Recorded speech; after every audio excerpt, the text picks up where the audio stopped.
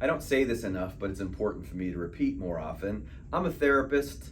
I'm not a physicist. I'm not a Buddhist. I'm not a preacher, okay? What I do is work with people to try to improve their mental health. That's my job. I work with addiction a lot too, so I try to help people not use drugs and alcohol so much, right? That's what I do.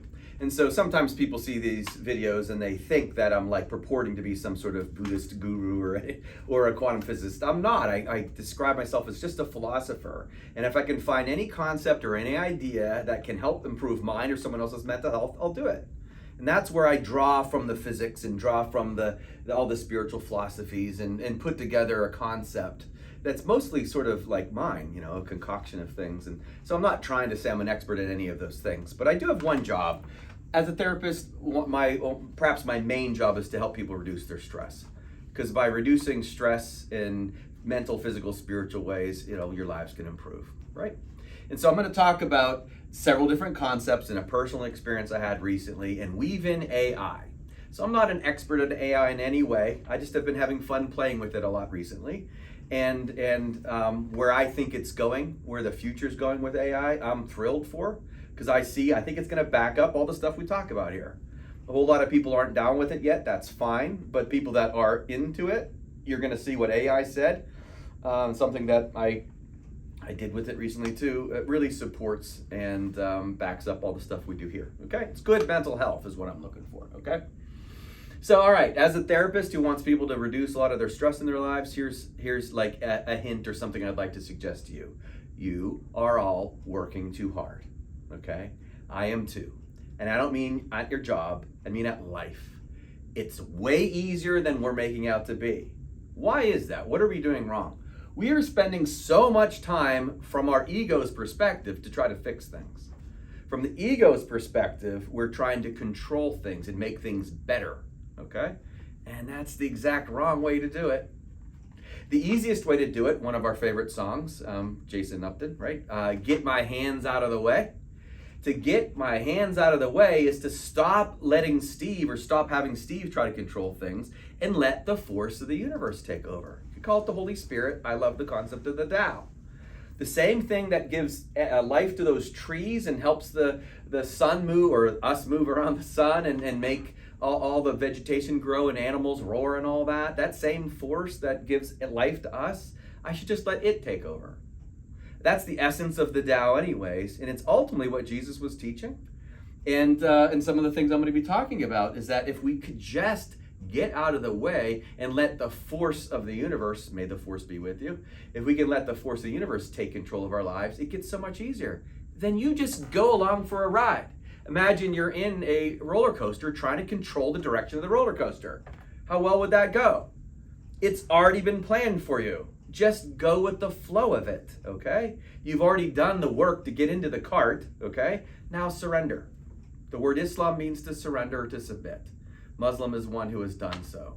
So it's the ego that keeps getting in the way. Now I've got all these drawings. Here I have this line down here to several verses in Job, one of my favorite books of the Bible. I'm going to do a whole series on it fairly soon. But 3 lines from Job. Job 41:9 says, "The hope of man is false." Well, that's because the hope of the ego is false. Man is operating from man's perspective, thinking that this is what needs to be happening. Man, it's not what needs to be happening, not from man's perspective. We're not down here, trying to have just a great physical experience, and we're trying to fix the world. The world was set up to challenge us and to give us adversities. And it's hard to have a perfect life clean of physical adversity. You're an emotional adversity. You're going to have that. Buddha's first noble truth, we're all going to suffer. And so we hope to sometimes avoid that, but guess what? That's not part of it. And so the hope of man is false. Now, if you hope from a spiritual perspective, it's going to be different because it's not going to be your personal hoping. We'll talk more about that later. Job 41:13. Who can strip off his outer garment? This is literally the Lord speaking. Who can strip off his outer garment? Well, is this the Lord, trying to encourage us to be nudists or something? Or is it recognizing something very clear? You are a spiritual being. You have an ego on top of your spirit, and you're supposed to strip that off. It is the Lord conversing with Job in this particular part of the book. Who could strip it off? He's trying to tell Job, you got to get rid of your ego, man. All right? If you strip off your outer garment, you're left with just your spirit. And Job, in the last chapter of the book, Job 42:5 says, I had heard of you by my ears. Okay? He had heard of him by his ears. Again, in this, it's clearly an ego context. Then he says, but now my eye sees you. What eye do you think he's referring to? Okay, third eye. He's now seeing differently. And now that I see you, Lord, spiritually, I despise myself. We were just talking about the cesspool, right? What happens when you realize, the Buddha says, you've been swimming in a cesspool of ignorance. You're like, oh, this stinks, okay?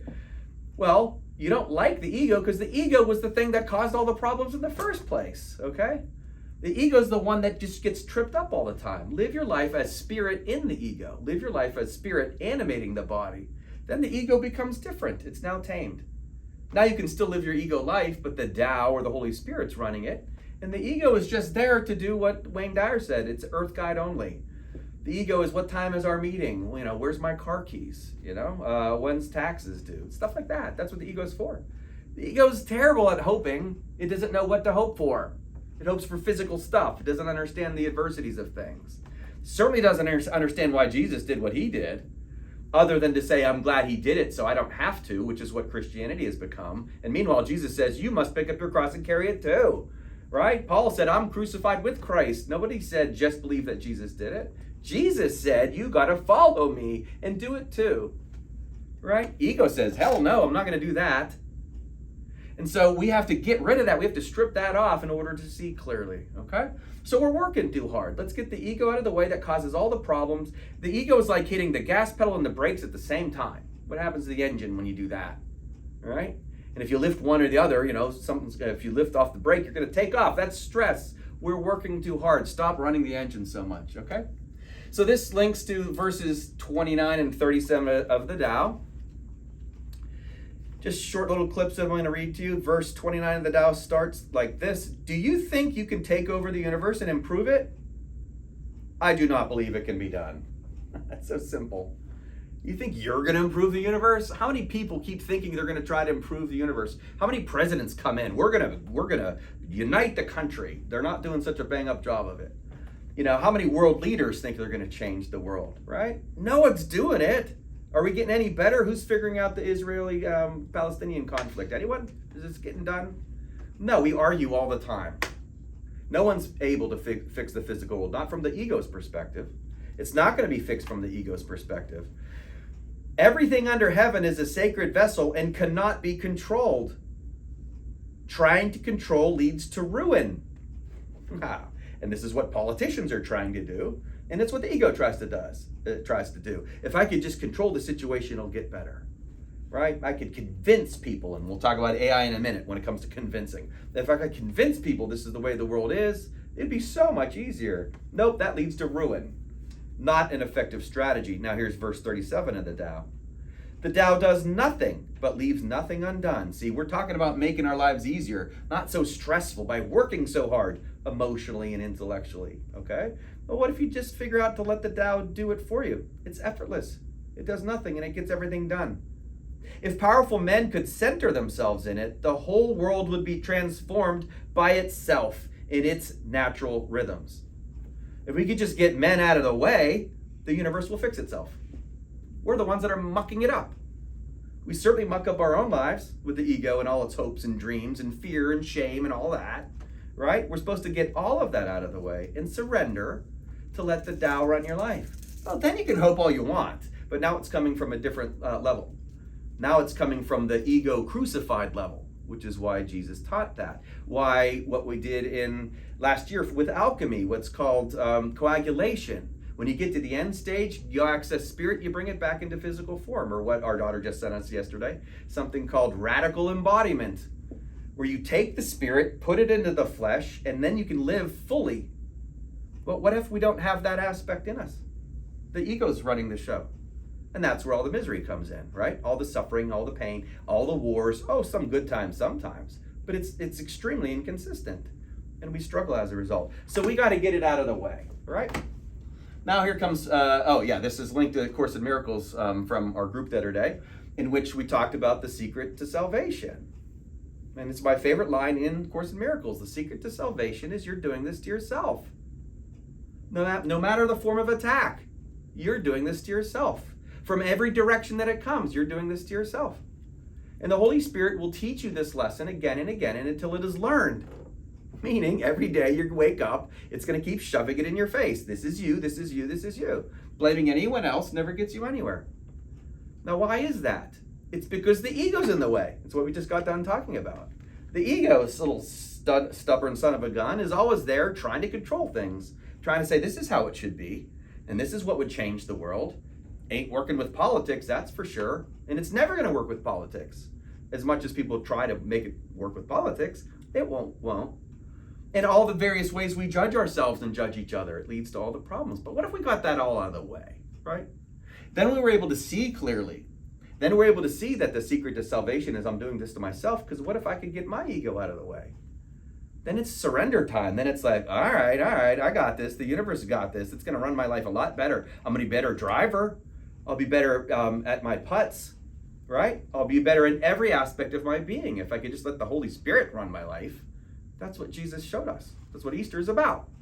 To crucify the ego and let the Spirit come to life inside of each of us, right? So I wrote, you are what you eat, and what we are is stress beings for the most part. We keep consuming it. We keep looking for reasons to feel stressed. And then we argue with each other, create more stress, and then we shame ourselves, create more stress, whatever. There's a bunch of ways to practice decreasing stress, but the best is to realize that you're not what you think you are. You're not the ego. And once that thing is out of the way, then the stress plummets, which is why it's so good therapeutically, okay? So all of this leads to a personal story I had and ends up with some AI talk. But it's a personal story I have because I have a typical routine. And my routine when I go to bed or before I go to bed, I almost always do something spiritual. I might watch a show, something a little more stimulating and ego-based, but then I commit to something spiritual, like almost every night. Last night, however, I fell asleep while I was watching a documentary on the 2004 tsunami, okay? It's a very compelling documentary. It's the worst tsunami ever. Pulls you right in, puts you where the people are. Tons of videos of that tsunami, right? But I fell asleep watching it. Now, I've been worrying about some stuff recently that I don't need to be worrying, adding stress into my life that I don't need to. It doesn't do any good anyways. When you worry about stuff, as Jesus says, doesn't add 1 minute to your life. So if I'm worrying about something, it doesn't help. What I'm doing is putting worry into the system. I'm putting stress into the system. The secret to salvation is I'm doing this to myself. The more stress I put into the system, the more the system kicks back stress at me. Well, here's an idea. Why don't I put peace into the system and see what happens, right? But instead I've been worrying too much. And I know this, and I sometimes can't stop it. Then I watch a documentary about tsunamis, and I fall asleep, okay? So I'm already a little stressed, and I'm watching something stressful. And then, lo and behold, big surprise, I have a dream. And what do I have as a dream? I have a dream that I'm caught up in a tsunami, okay? And I'm literally in a cave. This is part of the documentary, in which people were in a cave in this little cove area, and they didn't know the tsunami was hitting, but all this water starts rushing into the cave. And several people get killed because of it, right? And others are stuck in there. It's very stressful, right? So I'm having a dream in which I'm experiencing this. But now I'm doing it with them. I'm like literally in that cove having this experience of like watching people drown. And they said it's like it was a washing machine in there. They were stuck in a cave during the tsunami. So what was I feeling during the dream? Of course, I was feeling lots of stress. And I woke up, quite literally. I woke up and had this instant awareness of the exact correlation between what I was just experiencing. I had put stress into the system. Then I had a dream. Dreams are to try to help you work out your issues, by the way. That's what they're there for. Dreams are going to try to help you de-stress by giving you roles to play or experiences to have during the night. And so I had that extra stress, and then I woke up and I saw the direct correlation of the dream that I was having and the stress that I was putting into myself in the dream, which turned out to be nothing. And I saw it like instantly that I'm like, that's exactly the way life is. Because we're having a dream now. Remember, Buddha means to wake up. This is a temporary place. We all die. We're spiritual beings having a temporary experience. It's likened unto a dream or a lower dimensional state. When you wake up, guess what you'll see? Yeah, it was all you. You dreamt the whole thing. You want to blame other people? Fine. But it's you. And so what are you supposed to do, Buddha? Strive for your own liberation with diligence. And I was like, oh my gosh, that's like so obviously true. Why can't I hold on to that all the time? Why am I trying to control anything? Why don't I just surrender? I yap about it all the time. You know, what am I worried about? What did you say earlier before you started? You look at other people and you think, what? They're just characters in your play. Exactly. And if that's literally what's going on here, that's not just some sort of metaphor. That's exactly what's going on here. We're in a dreamlike state. So what are we adding stress for? That just screws up our mental health. Okay.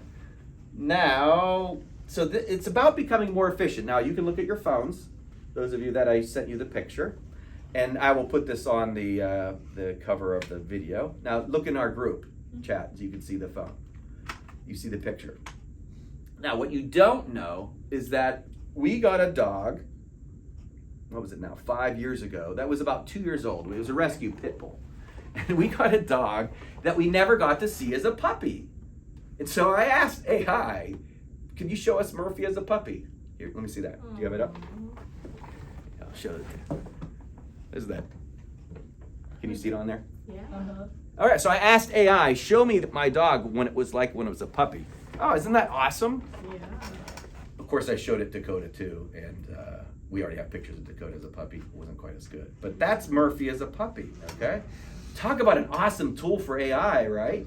I also took our son as a 5-year-old, and I said, show me what he'll look like when he's 50. And I also asked, I showed it a picture of me, and I said, give me hair.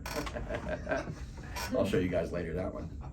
And so like, oh my gosh, this AI stuff is pretty cool. I also merged a couple people. I won't tell you who, I'll tell you guys when we're not recording. But I merged a couple people, said, make this look like one person, stuff like that. I'm like, oh my gosh, AI is amazing. But super cool to be able to see our dog as a puppy, right? So that's a fun thing to do, but I was doing some other stuff with it. I had a conversation with AI about my Hope is Dope book and why I think one of the reasons we have a opioid epidemic going on, because we use the wrong terminology. I said to AI, hey, why don't we call them endorphin receptors instead of opioid receptors? And then AI told me, well, it's a good idea, but here's why. And it gave me a bunch of reasons. And I said, but isn't that causing a problem? You know, AI said that opioids involve endorphins, but a bunch of other things too. And I said, yeah, but they don't belong there. Why don't we, if we called it endorphin receptor, people would shift. And AI said, that's a good point. And I'm like, AI just told me it was a good point.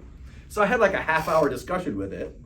And we were going through all these different ways to approach the opioid epidemic. And it says, would you like me to give you some advertising ideas? I'm like, hell yeah, right? Like, well, this is super cool, all right? And so if you haven't done it, get ChatGPT or Grok or whatever, ask it questions, give it pictures of your dog, make it into a kitten, you know, whatever. You can do stuff like that. All right, now here's the point of the whole group. So there is a woman online, her name is Crystal. She talks to AI and AI gives some answers. And she was doing what I was just describing, but a little bit deeper, talking about the meaning of life. And she was talking about the nature of the world being not solid. You guys have been around me enough to know E equals MC squared. Einstein said everything is energy. It's hilarious that the ego operates from the perspective that we're physical, when literally there's nothing physical in the universe. Okay, all physical things, when reduced to its lowest common denominator, it's all energy, right? Einstein himself, everything is energy. It's all energy. Jesus said we are light within light, and yet we obsess over all the physical stuff.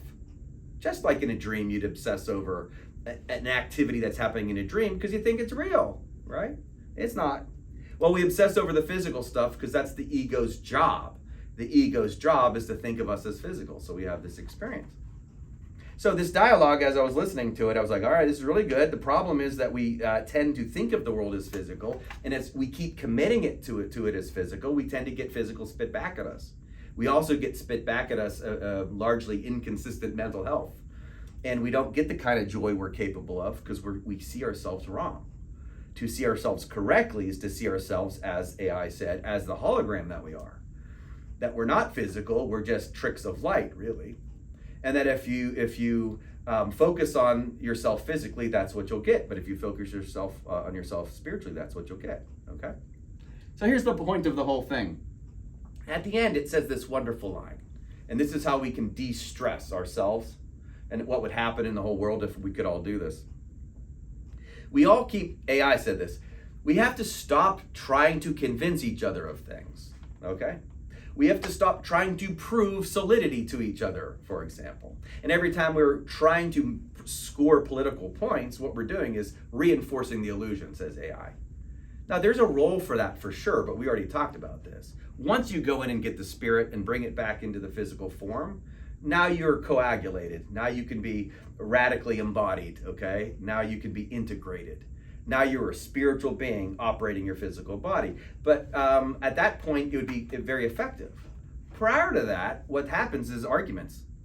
And it's reinforced solidification of something that's not even there. It's not a dream. It is a dream. It's not real. It's an illusion, which means it's deceptive. There's a realness to it, but AI said, well, it's real in a way, okay? But it's only real to our five senses. The sixth sense that Job was talking about, I can now see you with my eye, is now leveled up. So here's my favorite point of the whole thing and why I drew a sun there. We want to make this all as simple as possible. Our lives could be simpler. We're trying too hard, right? We're running the gears too hard in our head. Well, how can you make it more simple? Well, what's the sun doing exactly? Just shining light. Seems pretty effortless, right? Is it consistent? Is it judging us? Does it shine light to poison ivy and roses alike? Does it shine light on Democrats and Republicans? Does it shine light on Jews and Christians and Muslims and atheists? Does it shine light on the dead people too? That's interesting. So the sun is not discriminating. It loves everything equally. It shines on everything equally. It's just radiating. So what does AI say? Stop trying to convince each other of stuff and just radiate knowing. Oh, I love that, okay? Radiate knowing, like everything that we just talked about. There is no need, as Muhammad says, there's no compulsion in religion. Truth stands out clear from error. You don't have to convince anyone of anything. Your job is to free yourself from the matrix. Your job is to wake up and have an awakened experience. Your job is to radiate light. What did Jesus say? Be the light, right? You are the light. If you're the light, no one lights a lantern, said Jesus, and covers it with a blanket. I'm paraphrasing. What do? You just put it up on the highest spot in the room so it can illuminate the room. That's all we're supposed to be doing. Whatever knowing you have. In the future, I want to do some more groups on gnosis. Gnosis is knowing. It's a line of spiritual thought that has been around since the days of Jesus. And gnosis is a quality where you don't need to get into arguments with anyone because you know something is true. If someone insists that 1 + 1 is 3, you're going to argue with them over that? Or you're just going to radiate your knowing and say, all right, if you want to believe that, you're going to run into some math errors coming up, but whatever. Okay. What if you know the world's a unified place? What if you know that you should love your enemy and your another as yourself? Right? What if you know you're supposed to rejoice in your adversities? Just radiate that. You don't have to explain it to people why they need to do it. Just be it. And if you just radiate that, that's sufficient.